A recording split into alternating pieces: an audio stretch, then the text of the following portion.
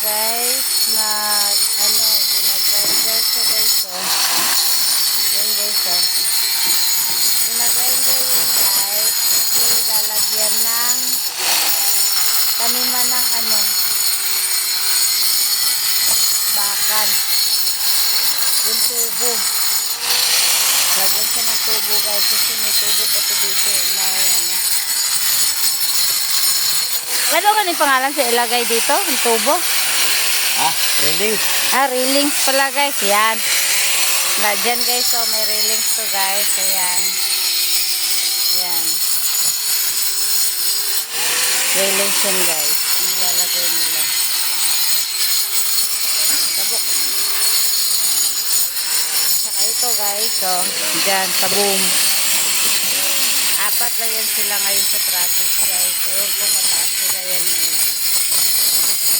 Kuya, magtaas kayo ng trusses, kuya? Ay, arko? Magtaas kayo ng arko? Kaya niya, apat lang kayo? Kaya? Kaya yan? Pero hindi yan yung mawiwilding sa taas. Hindi na. Ganyan na. Tatayo lang dyan. Parang itayo lang siyang ganon. Okay.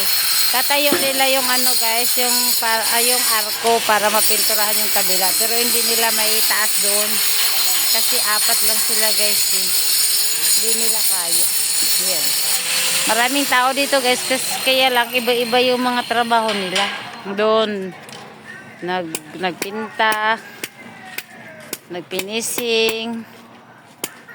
Dito rin nagsisilsil ng lagayan ng tubo para sa railings. Ayan guys. Sobrang init. Diyos ko po. Grabe kainit. Ayan guys. Hatak-hatak siya sa kadina para makarating yung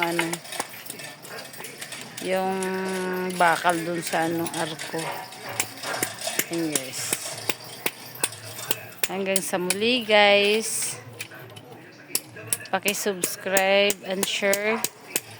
Follow na lang po sa aking YouTube channel, Construction TV. Hi Christian!